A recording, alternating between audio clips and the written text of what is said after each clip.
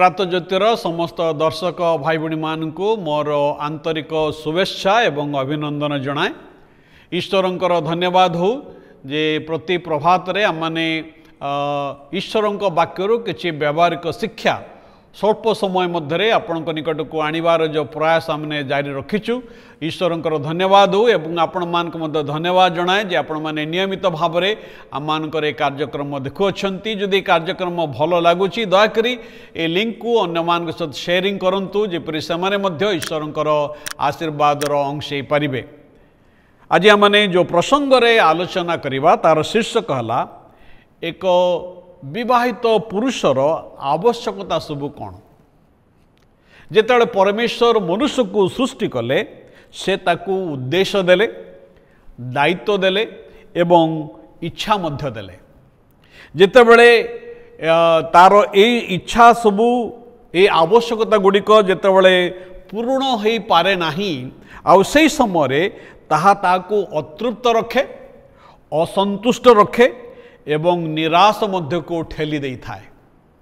मात्र जेतेबेले से तार स्त्री पाखरु जेतेबेले सहयोग पाए, सपोर्ट पाए आउ जेतेबेले सब प्रकार सपोर्ट तक मिले से समय से जड़े एक उत्तम नेता, उत्तम प्रेमिक एवं एक उत्तम व्यक्ति भाव में शक्तियुक्त होता है। तेरे आसंता मने तार ये आवश्यकता गुड़िक कौन अति संक्षेप आम देखा। प्रथम आवश्यकता ता हूँ सम्मान, रेस्पेक्ट। ईश्वर का वाक्य बाइबल रे एफिसियो तार 5 अध्याय 33 पद कथा कहुई आउ स्त्री मध्य आपणा स्वामी को भक्ति करू। गोटे स्वामी ता स्त्री पाखरु सम्मान चाहे, भक्ति चाहे। मौलिक भावे पुरुषर ये आवश्यकता। पुरुष माने समाने आपणा स्त्री पिलामान ठारू सहकर्मी मान ठारू सम्मानित अनुभव करिथांती। जेतेबेले ताहा अनुभव करिथांती सेतेबेले समाने समान को जीवन आगो को बढ़ी थांती। कारण आपणकर स्वामी को सम्मानित करने द्वारा तांकोठारे आपण साहस सृष्टि करती, तांकर मूल्य को बढ़ाती एवं तांको नेतृत्व देवारे आपण तांको कौन करती ना आपण अनुप्राणित करती। यू इंस्पायर तांको आपण गोटे नेता भाव में छिड़ा करई थांती। सम्मानर अर्थ या नुई जे अंध भाव में से जा कि कहते ताकू सम्मति देवा, मात्र ईश्वर दत्त भूमिका को सम्मानर सहित पालन करवा। से स्त्री माने आपणा आपणा स्वामी मान सहित सम्मानर सहित कथा कहतु। अनेक समय ए प्रकार देखा जाए जे स्त्री माने चिड़चिड़ा भाव में समान स्वामी सहित कथा ही थांती। किंतु मन रखंतु आपणकर स्वामी को आपण जेते सम्मान देबे, जेते सम्मान सहित कथा कहिबे ताहा आपण मानकर पिला मानक ऊपर तार प्रभाव पड़ी थाए। द्वितीय विषय हूँ उद्देश्यर आवश्यकता।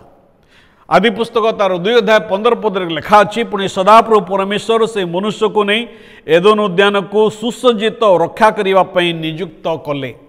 ईश्वर आदम को स्त्री देवा पूर्वरु, हवा को देवा पूर्वरु से तांको एक कार्य देले, एक जॉब देले। आउ पुरुष माने समाने कार्य द्वारा समान को उद्देश्य, समानकर मीनिंग अर्थ एवं दायित्व एवं आह्वान को समान जीवन रे अन्वेषण करिथांती। जो पुरुष उद्देश्यहीन, जो पुरुष ता जीवन रे कौन से उद्देश्य रखे नहीं से खसी जाए एवं से अनेक प्रकार प्रलोभन क्षतिजनक मारात्मक विषय सबरे से पड़ी जाए एवं हताश निराश मध्य से जीवन काटि थाए। एणु आपण स्वामी को आपण उत्साहित करंतु जेपरि से ता जीवन रे केवल वृत्ति को आविष्कार करिवे ताहा नुहे, मात्र तांकर ईश्वर दत्त आह्वान को एवं ईश्वर दत्त से जो कार्य सेवा कार्य को से आविष्कार करिया पारिबे। आपणकर स्वामी को आपण साहाय्य करंतु, सहयोग करंतु जेपरि से ईश्वर दत्त स्वप्न को अपना जीवन रे साकार करि पारंती। तृतीय रे एक स्वामीर एक पुरुषर कौन आवश्यक, एक साथीर प्रयोजन। परमेश्वर जितेबले आदम निमंते हवा को सृष्टि कले परमेश्वर निजे कहले मनुष्य एकाकी थिबा भल नुहे आंबे ता निमंते तार अनुरूप सहकारिणी निर्माण करिबा। परमेश्वर निजे अनुभव कले जे आदम निमंते एक जीवन संगिनी एक जीवन साथीर प्रयोजन अच्छी। पुरुष एक साथी को खोजे एक अंशीदार को खोजे एक भागीदार को खोजे जे कि तांको बुझी पारिबो तांको सहित सहमति हेबो हाथ को हाथ कांध को कांध हृदय को हृदय मिले ता सहित चली पारिबो। सेतिपई स्त्री माने आपण मानकर स्वामी मानकर सर्वोत्तम बंधु हेबा नितांत आवश्यक। केवल दायित्व तुलेवा निमंते नुई मात्र सर्व समय रे।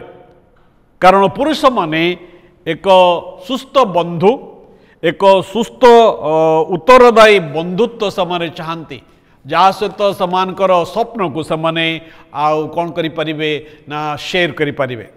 एवं चतुर्थ विषय होची the need of sexual intimacy. गोटे विवाहित पुरुष से अपना स्त्री ठारू एक यौन घनिष्ठता से अपेक्षा करे। सेतपई प्रथम करंत्य तार 7 अध्याय एक कथा लिखा अछि स्वामी स्त्री को तार प्राप्य देउ से प्रकार स्त्री मध्य स्वामी को तार प्राप्य दो। भार्यर अपना स्वर उपर क्षमता नहीं किंतु स्वामीर अच्छी से प्रकार मध्य स्वामीर अपना स्वर उपर क्षमता नहीं किंतु भार्यर अच्छी। भाई भणी माने अति निगूढ़ विषय। गोटे स्वामी तार स्त्री ठारू ए जो शारीरिक घनिष्ठता से अपेक्षा करि थाए। अनेक पुरुष माने कथा अनुभव करती जेतेबेले से माने स्त्रीर से जो शारीरिक संबंधर अनुभूति पाती आ से माने जो से माने मने करती जे मो स्त्री मते प्रेम करुछि ताको से माने गभीर भाव में अनुभव करिथांती। परमेश्वर जौन को एथिपाई विवाह एक दान स्वरूप देइछंती जेपरि आउ समानकर वैवाहिक जीवन अधिक सुदृढ़ एवं सुसंगठित हुए।